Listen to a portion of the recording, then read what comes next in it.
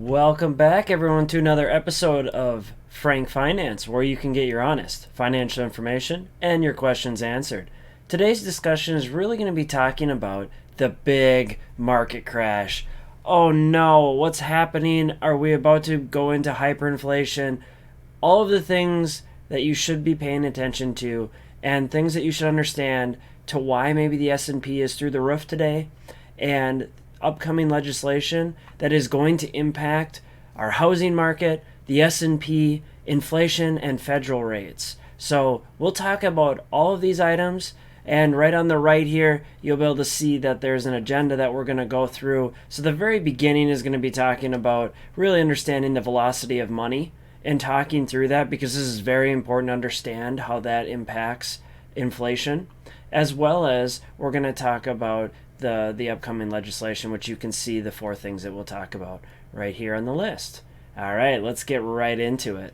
All right, so our M1 and M2 levels have gone from 19.3 trillion to 25.8 trillion. Yes, you heard me. That is a 34% increase in the value of the M1 and M2 dollars.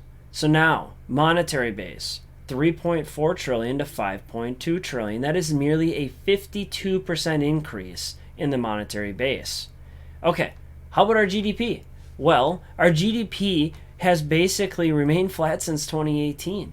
So we have gone in 2019 from 2 trillion to 18.8 trillion. That is a reduction of 2% in GDP. So as we think of the velocity of money, it has gone from a factor of 5.5 in 18 to 5.6 in 19 to now we are at 3.6. For us to obtain a velocity of money of what was 2018 and 19, we would have to nearly have 30 trillion in GDP. So you can see we would have to increase significantly for us to be able to obtain the rates that were in 2019. Well, why is this important? Because ultimately the big ticket question is, when's the Fed going to increase their rates? When are we going to start seeing rates go back up to 2.4%, which was 2018, 1.5%, which was 2019, and we're at a merely 0.09% in 2020. So the big question is, when are we going to start seeing the Fed increase the rates? Well, we would have to see such a dramatic increase in our GDP before we will start seeing that. So this is the big $1 million question, is when will that ultimately start to increase? Then, when you think of inflation factors, inflation really is just driven from the velocity of money. The more the money touches hands, the more people can drive the rates up. Think about GameStop. Think about AMC. Every time the velocity of that stock went through the roof of people buying, everyone's seen how fast those stocks went through the roof. To the moon, as everyone would say. So, inflation is just a factor of how the velocity of money works. The higher the velocity, the higher the inflation. If inflation gets out of control, the Fed comes in play to reduce the amount of the velocity of money.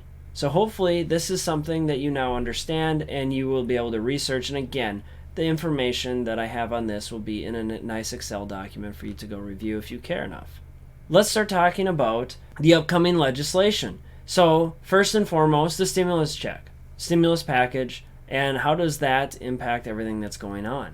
So in the spring, we had nearly a $2.2 trillion CARES Act that was passed, and in the fall, we had almost another trillion passed. So when we increased the amount of cash flow by merely 52% from 19 to 2020, we are basically looking to do the same in 2021. So our GDP, again, if it's remaining flat and everything holds as we are seeing it in the GDP, basically the velocity is going to go from 3.6 to 2.6. Again, a normal velocity of money would be about 5.5, right around that mark, from what we've experienced over historical trends. I'm not going to act like I know if that is the perfect rate, but that's what occurred in 2018 and 19 and even close to 2017. What would that require our GDP to hit before we get back to those factors with the new $1.9 trillion stimulus package? $40 trillion. That is 2 times the amount of GDP that we have today. Just to think about that. The history, this would be decades upon decades upon decades of growth that would have to occur, which is why most people believe we're not going to see interest rates hike from the Fed for a very, very long time, which is good news for us investors that are out there. We call this, and from what I've heard from a lot of different YouTubers and friends that are in the investing market, this is the decade to invest. Rates are going to be at an all-time low. Inflation is going to be at an all-time low because the amount of GDP that would be required for us to ultimately get back to normal rates, it is intense and insane, which would mean that the Fed is not going to increase the rates for a very long time. And why is that important? Because it's really the opportunity cost of money. What are we going to do with our money? So if we call it the market crash coming in, what are we going to do with it? You're going to pull it out of the market, and then what would you do with it? You could pay off your student loans, but that's the next topic. You could pay off your house. Well, that doesn't necessarily always make the most sense right now either. And then what else you can do? Put the money into a CD that pays you no % interest?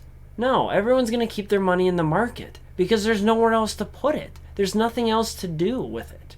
So, for those that probably are, more passive, if inflationary rates are at about 1.5% in 2020 and you have money sitting in your checking account, you don't lose as much money by not putting it in the market. But the market right now, that is the sole place to be pumping money because there's nowhere else to put it. Home values have gone through the roof, and we'll talk about in bullet 3 here. Really another thing to think about, what's just going to keep driving those home values up. And then ultimately, as we think about taxes and 401k changes, that will be another large thing to think about. All right, so I've kind of skipped around here a little bit, but let's get to bullet number 2. So bullet number 2 is Biden had promised in his campaign to forgive about $10,000 in student debt. If you look at Nancy Pelosi and Chuck Schumer, they are looking and pushing for the swipe of a pen to wipe out nearly $50,000. As we think about the student loan debt, that is nearly $1.7 trillion out there as we speak. So about half of that would get wiped out if we were to do $50,000 for every person. So what would that do for the market? Well, cash flows as we walk forward, they would have more availability to buy nicer homes. They would have more availability to put money in the market. So we would continue to see trends drive up both of those. You would also consider seeing more consumer spending, which would increase our GDP. So depending on where they put their funds overall, that will impact the market to getting us back to our velocity of money factor. Third, first-time homebuyer credit. Well, if you were to give everyone a $15,000 credit on their taxes or help with down payment assistance, which is one of the items that Biden had in his presidency, you would ultimately see the home values continue to rise. So this brings up a big topic. Home values are all-time high today. They can't produce houses fast enough. What's going on? Well, right now you've got more money in circulation than ever before. You've got houses at a limited supply, and you can't get builders to build them fast enough because of the restrictions that are going on. So what you have is a double whammy here, driving the house values up. Now, you go out there and think about giving people an extra $15,000 as a down payment and have student loans wiped. It's going to drive home values through the roof. So if you're someone that's out there and you're looking, where else can I put my money other than the stock market? Well, guess what? Homes cash on cash return for rentals are getting out of control. It's not even worth it. You might just put the money in the market. It limits the places for people to put their money. Okay, then finally, thinking about the 401k changes that are about to come out there, this is another one of those items where Biden is looking to get, basically incentivize those in the middle and lower class to start investing. So let's think about this for a second. If you're someone that puts money away into a traditional account and you're in the 10 or 12% tax bracket, that is your deduction that you would get on your taxes. Now, if you're someone that's extremely wealthy in the upper 30s or mid 30% tax bracket, you get 30% reduction on every dollar you put in there. Okay, so now the goal here would be under his plan is, which is it's a smart plan. I would, vouch that this would be something good for helping those in the low and middle class start investing, is to come up with a flat rate of, call it 25, 26%. Now, if you invest and you're in the lower tax bracket, it's basically like you're getting a double tax benefit to put money away into a 401k, which would increase and push people to put more money into the market. And as a wealthy individual, you would not have incentive to put in the market, but again, it comes back to where are you going to put it? Home values are going to be going through the roof. You're going to have less incentive to put money into rental properties because the cash on cash return does not make sense when the market is producing at the rate that it is. So then finally, you're going to have what is referred to by many people as the decade of investing coming up. So one thing that I will leave you with on this is that if you take a step back and think about, will the market crash? Okay, what I ask you is, where are they going to put the money and why would it crash? So you would say, well, they're going to increase interest rates. Well, the velocity of money is so low that there's no reason for them to do that. So that remains flat. Well, we could put money into rentals. Well, you can go watch any of my investment property discussions or tune into the podcast we have on Sunday night on Twitch, which the link is below. And you'll notice that the cash on cash return is extremely difficult right now. It is very hard to get a really good rental rolling right now. And the discussions around getting rid of the 1031 exchange will limit the rental properties even more, which will again drive the decade investing even higher. I mean, at the end of the day, there's nowhere to put your money except for in the market. And this is why it is driving everything up. So I will leave you with that. I hope this helped you understand why the market is so high right now. And understand what is our, call it, outlook.